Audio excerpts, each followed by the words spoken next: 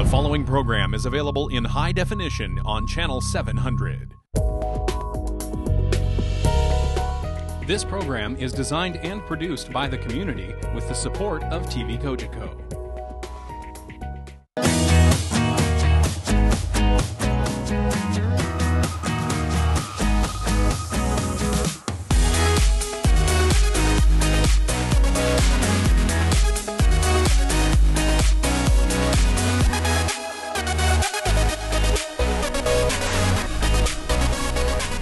Hello and welcome to Oakville Matters. This is a television show that explores topics that matter to the residents of Oakville, and today we're discussing the downtown cultural hub. We're discussing the revivification, the revitalization, and the restoration of the downtown of Oakville to its former glory by improving on the attractions that we have there. And with us today to consider this topic are Don Pangman, who's the founder and artistic director of Arthouse, and so much more besides. I think Don's famous for his artistic and his economic activities and his fundraising. We also have William Smith, who's the president of the Oakville Arts Council, and in addition to running the Oakville Arts Council, Bill is a banker. And we also have a business dynamo, Julia Hanna, who is the owner of Ristorante, Julia, but also the owner of Ritorno, which is another restaurant in another part of town. Thanks very much for joining us today. Don, I know that you've had a personal interest in seeing the arts facilities of the downtown upgraded for many years. What's your take on the latest stage of that work? I think there's been tremendous progress. I'm happy to be fortunate to be involved in a focus committee that has met several times over the last couple of years. And each time we meet, we know that the input from various members of the community, stakeholder groups, has got us a lot closer to what we believe is going to be the ultimate and best package for our downtown. And Bill, what about you? What are you and your group? What's your take on what we're doing?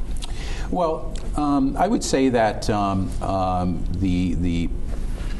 the arts community is quite excited about it. I think, for instance, an expanded Oakville Galleries, expanded Performing Arts Center, really just having more facilities downtown for, hopefully outdoor concerts, things like that. I think it's just going to really expand,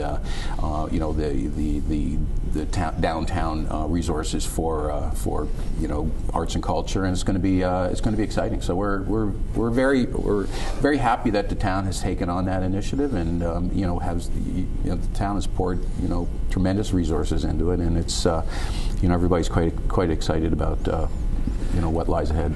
Julia, in the business community, yes, what's the take on this work?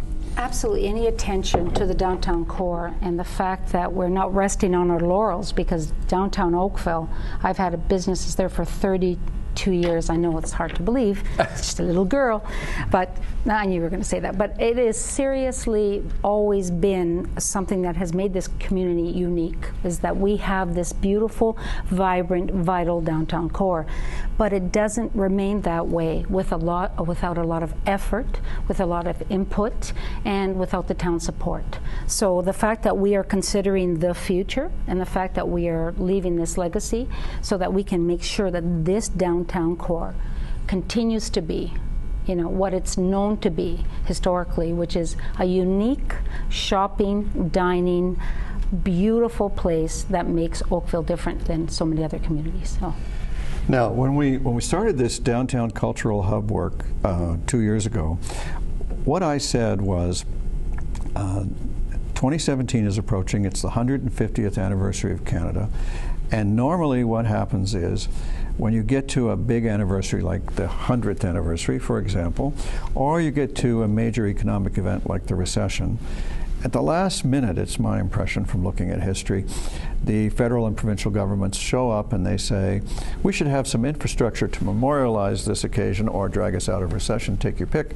But because of the hour being late, only projects that are shovel-ready are eligible, and those of you who weren't planning ahead, too bad. Now, in the recession, Oakville had a shovel-ready project ready to go, and we were, as a result, able to build the transit facility that now makes it possible for us to, over time, shift our fleet to all-electric, green vehicles.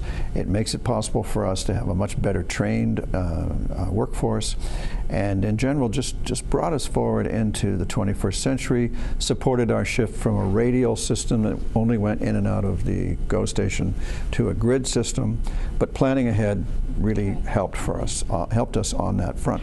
So I was delighted, and to be fair, being the mayor I am, I think I have to give credit to the federal government, because in the budget, in the recent federal budget, lo and behold, a fund for 150th anniversary infrastructure was announced, and that's early. I had pessimistically thought that it wouldn't happen until the last minute. We actually are sooner than I expected. It's not as much as I think it should be, and it's every mayor's job to always ask for more, I think. But we've now got the start we need and reason to light the candle of hope on actually doing this. So with that, the programmable outdoor space that we're talking about, the community gathering area on the banks of the river to reopen the river to activity, and the extension of the spirit of Town Square up George Street, which should produce some programmable space, meaning where you can have festivals, where you can have these outdoor activities. What are you guys going to do with those things? Each of you are in a unique, different position to relate to those initiatives. How do each of you see using them? Julia, can I start with you?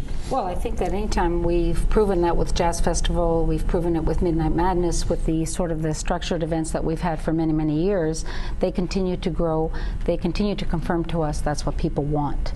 So anytime you gather people want to eat and need, they need a place to gather. And that's what restaurants do. And they are always open, restaurants, and I'm sure the retailers are always open to anything that's driving more traffic, because their needs have to be met, and you have to be part of that, providing those.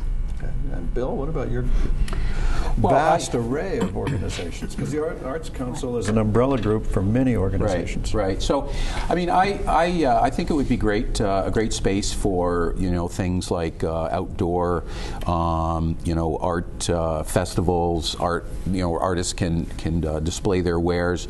We're talking about widened sidewalks down Lakeshore, and really just having a lot of spaces, within a few blocks of Lakeshore. And I think that, I would love to, have restaurants have the ability to have music coming out of their doors and patios. Yeah. So I think it would it would make it very vibrant, and I think that music. I see music and artists having a lot of additional space and venues to do what they do, and I think it would make Oakville, downtown Oakville, very exciting. Don, from the point of view of your arts group, you could speak to this, but also maybe you could spare a thought for people who live downtown and what their relationship would be also. Well, perhaps I should bring it into the context of where we are today in society. I think we're in the sort of Model T Ford stage of probably one of the most creative revolutions we've seen in probably 500 or 600 years. And I say that because the arts, under the umbrella of the arts, there are so many job opportunities across this country. GDP is significant, the billions of dollars. It is a massive employer of people.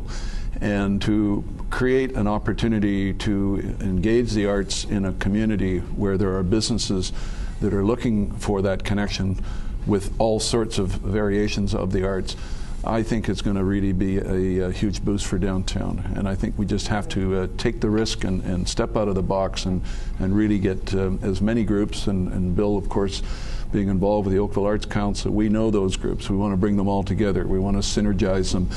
And what better place to do that than in our vibrant downtown hub? Absolutely. And so I bring that sort of perspective. It's not, it's a whole group of organizations.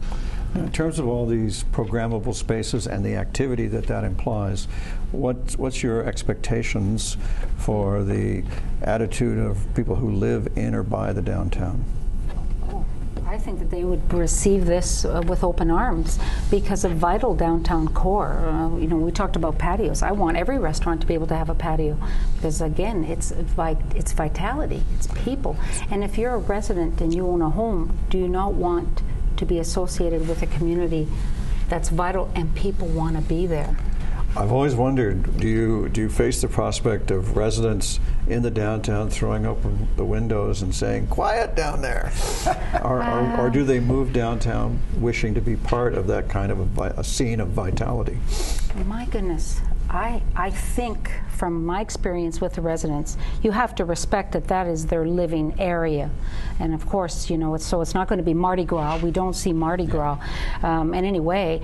But I do know, talking to the Oakville residents, that they are very open to wanting to support revitalization and an active, thriving downtown core.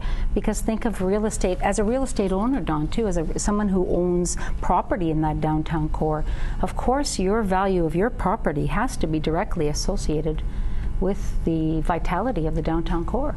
So of course you want it to be. I think also there's a need for increased density.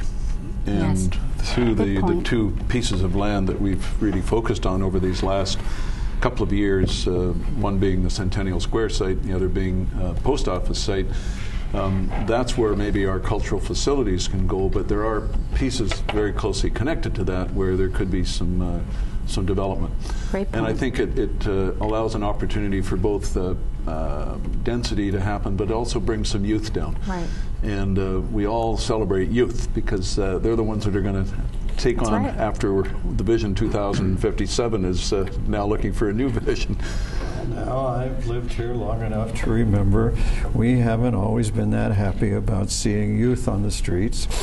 You know, I think that's changed. there's a out of sight, out of mind thing that also goes on, but I certainly do agree that we've reached a unique point in our history where people are looking at I think we have about 24 of 150 shops vacant at the moment, and I think that's enabled everybody to do a rethink of their attitude towards activity levels in the town, in the downtown. I know that there's been a lot of desire to have an opening to the riverfront, and the downtown cultural hub preferred model provides that by basically moving the pool out to the new rec center on the hospital lands and having a kind of natural amphitheater taking you down to the river. And then the other thing it does is we disperse right now. Historically, we've had concentrated cultural facilities down there right on the Centennial Square. The preferred option disperses them and spreads them between the post office and the Centennial site. That's what met with wide approval.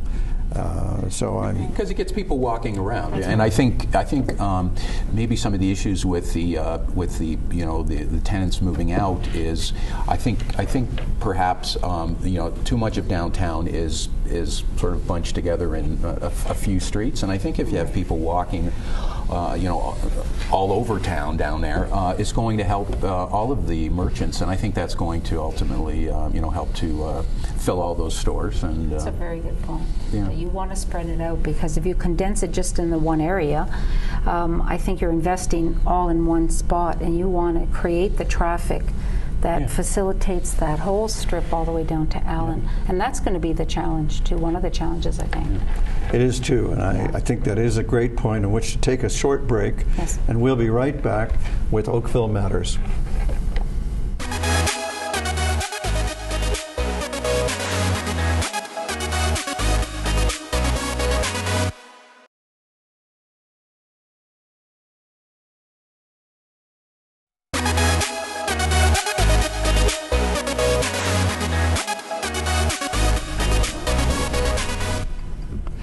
Hello and welcome back to Oakville Matters. Today we're talking about what matters in downtown Oakville, and that is the revitalization of the area.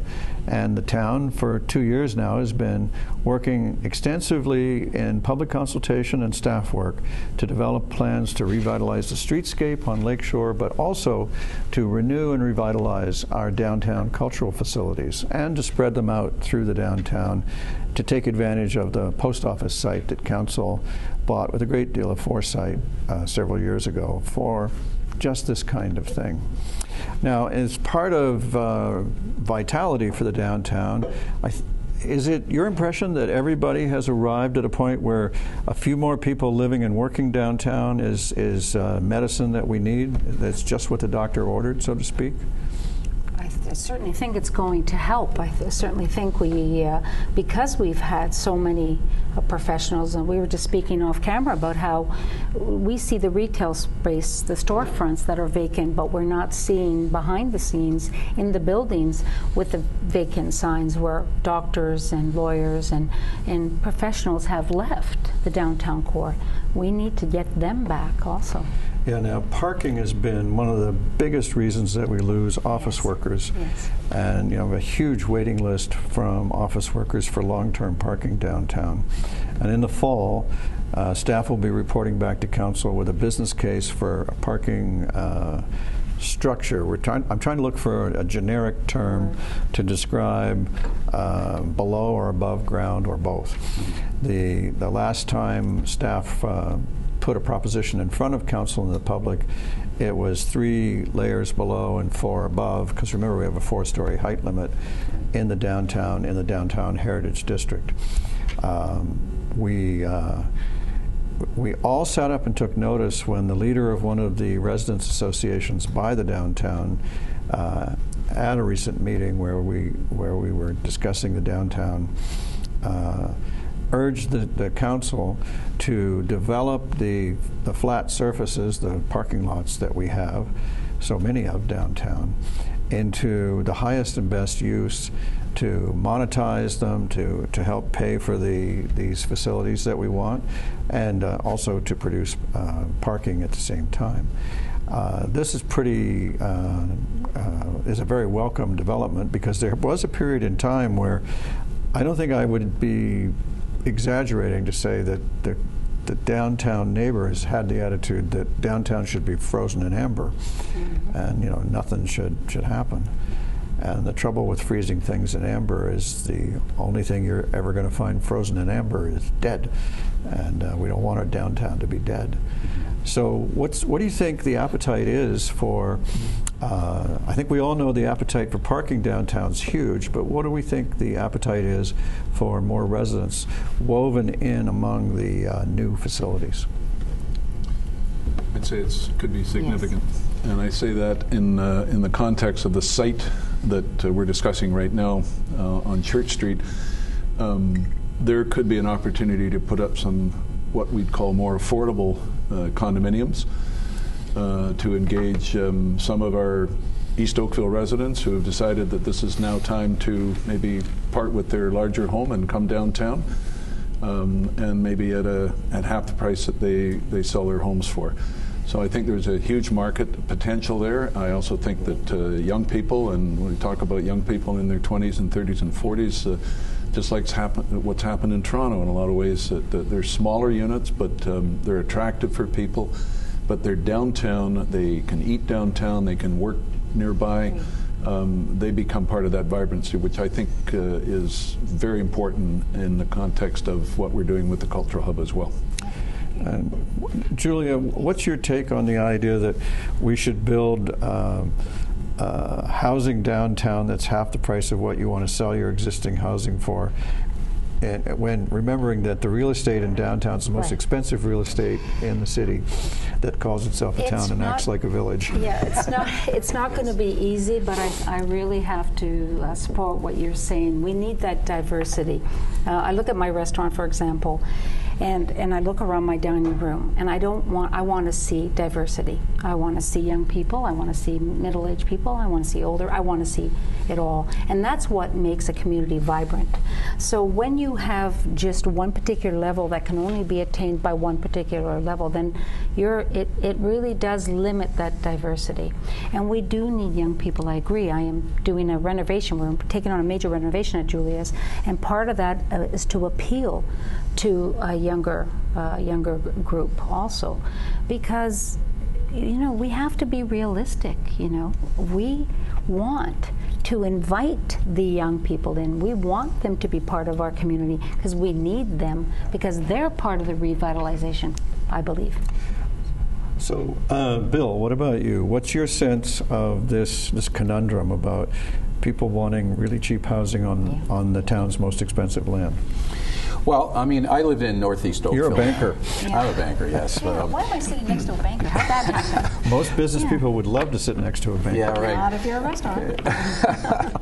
But and I think as you get older, as I get closer to retirement, I would like to be closer to the downtown, and when you get older, your house is generally bigger than you need to have, and there are a lot of people looking to move into Oakville, bigger houses, more bedrooms. So as a person on the verge of retirement, I think that would be great, being able to be able to move downtown in a smaller place, because right now, let's face it, you need at least $1 million to get some of these townhouses, I think it would just bring a lot more vibrancy. And we were talking a bit before we went on air about getting more folks from north of the highway downtown to experience it, and I think that would add to it as well. So, Don, you've got a little bit of experience in the real estate world.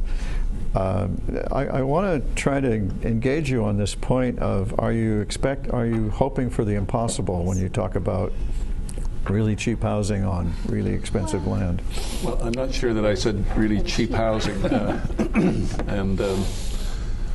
I think the word affordable can be defined in probably many different ways. But I say affordable is something that is not as expensive as perhaps we've seen on 16 Mile Creek. A magnificent project at 111 Forsyth, for example, but we need to have something that comes in at a lot lower, and maybe it's smaller. And that's kind of where I'm going with that. It's that we've just got to have different price points throughout the downtown area that people that are young and middle-aged and maybe a little bit older can afford. But price points are set by the market. Right? I agree. So if it's the most desirable place to live, no matter what you start at, the price is going to go kaboom, right? But I think sorry, go ahead. relative to what is already there, we're going to need some kind of Habitat for Humanity formula where you can't harvest the appreciation in the I don't know how you're going to break this market problem in terms of that goal. It would have to be quite small. It's going to be a trick, I think. Yeah. But I like Julia's point better. A monoculture is considered to be dangerous and bad in just about every other field. I think also in economics it might be true. Now, Julia, I think it's very exciting that you're investing in expanding and dressing up and revitalizing your restaurant. And I've heard really astonishing sums. This is not a $1.98 visit to the blind store. Mm-hmm. And you live in the north of Oakville. There is a fair number of people who believe that there's this gulf between the north and the downtown, and the northerners don't come down. And yet here we have, you live so far north that you need a parka, and yet oh my goodness. And yet you work downtown, and I personally know people who live in the north who enjoy our downtown. How do you deal with that notion that I sometimes hear that there's this gulf? I am very lucky indeed, because I have the best of both worlds, because I live in the north and I have a business in the south. And you build that gulf by creating awareness in the north, because imagine people in North Oakville may not realize how important downtown Oakville is to their property value. Because imagine your property value in North Oakville, how it's going to be affected if we don't have a vital downtown core. Because it's like the CN Tower. When you live in Toronto, you may never go there, but you sure like knowing that you have it in your city. I think every real estate agent starts their customer with a coffee or a meal in the downtown and a walk, and then they show them and they buy houses to be as close as they can as to the downtown. So what are the things that you're going to do to get more people to visit downtown? Well, I think we have stats that say that the residents of Oakville make 1.5 visits each per year, and how are we going to make that 50? Very good question. I'm so glad you asked. You want to make it more inviting, and it goes to Don's, Bill's, they're both saying the same thing. Make it more inviting, make it more accessible, and that's why we want to get young people down. Make it welcoming. Sometimes people, I've once said, someone told me that they won't come downtown Oakville unless their car is clean. So I thought that just struck me, because there's that image thing that if you're not just the right, clean car and the right car, maybe you're not going to be comfortable there. We want people to feel that downtown Oakville has open arms and come on in, because we want you all there. Wow, I may have been putting a foot wrong. I've never washed my car to go downtown. Yeah. What about you, Bill? I've seen you down there more than 1.5 times a year. Oh yeah, no, I mean I love going down there, and I think that the way. Do you wash your car before you go? You're not going to let me. I can't say yes. I have a car. Thank you, Don. I just think that we talked about having all this additional space for performances, and I think this will inspire us to have more smaller sort of festivals and what have you. And I just think that it's going to especially the people from up north. I think they're just they're going to hear about it. I think because we're all going to talk about it to our neighbors, right? Well, yeah. So thanks very much for joining me for this lively conversation. This was such a good one. I think we might have to do it again. Yeah. Don, Bill, Julia, you're terrific to work with and to chat with.